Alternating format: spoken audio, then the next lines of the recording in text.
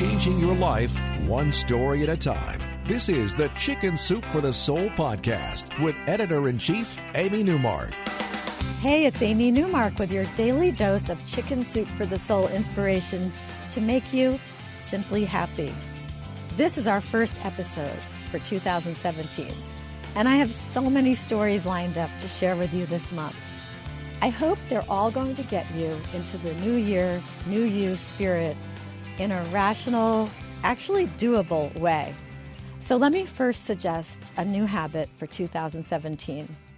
How about listening to the Chicken Soup for the Soul podcast every day?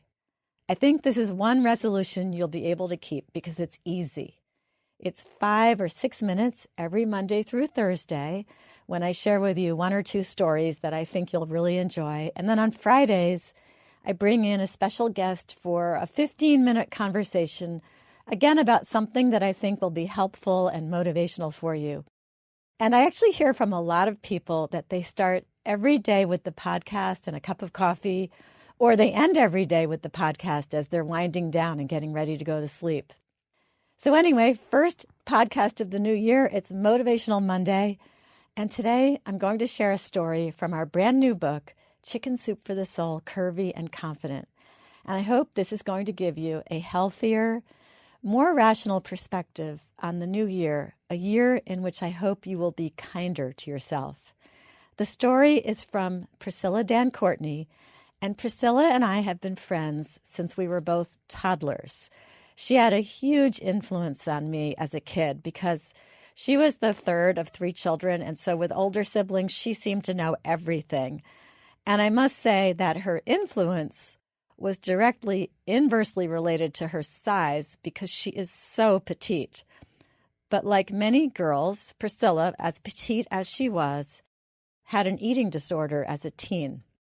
Her story is called An Iron Mother because of what she describes as the iron-handed rule of that dreaded item, the heavy metal scale. And she opens her story by talking about a day that she was working out in the fitness room of a Holiday Inn in Fort Lauderdale. She was riding a stationary bicycle, and she was watching as women came in and out and weighed themselves on the doctor's scale in the corner. One woman who had been on the treadmill next to her actually left the room, changed into a bathing suit, and then came back in to weigh herself, which is pretty crazy. Another woman rushed in, jumped on the scale, called out that she was just checking her weight, and then rushed back out as if this was a daily habit of hers. Now, Priscilla says that she, too, had been a slave to the scale for years, starting at age 16.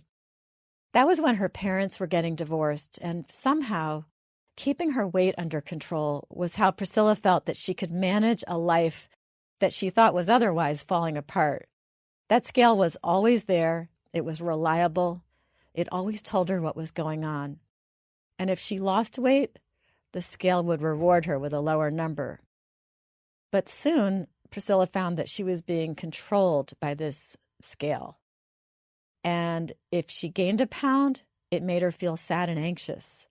If she lost a pound, she felt proud and confident. So she had become a teenage girl who was ruled by numbers from this scale. Luckily, she was self-aware enough to get help and get over this.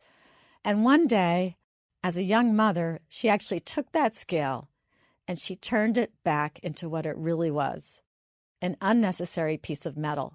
She actually put it in her car, took it to a Safeway grocery store, and threw it in a dumpster.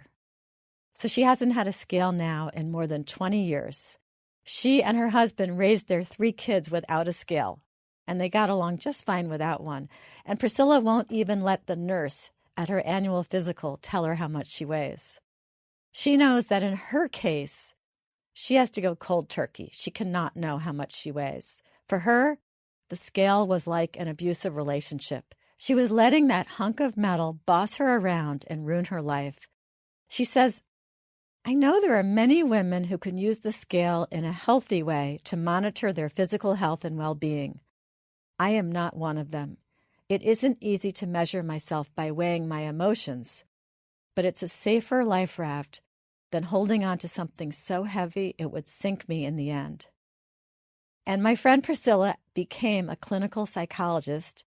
And now one of her areas of practice is helping other kids and adults who have an unhealthy relationship with their own scales. She also happens to live in Boulder, Colorado, where she maintains an incredibly active lifestyle filled with biking, hiking, and daily yoga. So there's a quote that I love, and it's from the American novelist Laurie Halse Anderson, and I think it's a perfect way to end this story. Laurie said, "I am beginning to measure myself in strength, not pounds, and sometimes in smiles." So tomorrow is Tip Tuesday, and we're going to talk about a different kind of shedding. Not losing weight, but instead shedding stuff. There's no better way to feel light and free and empowered in the new year than to get rid of some of that extra stuff that's weighing you down. I'm Amy Newmark. Thank you for listening today. If you'd like to learn more about our new book, Chicken Soup for the Soul, Curvy and Confident, please check it out on our website, chickensoup.com.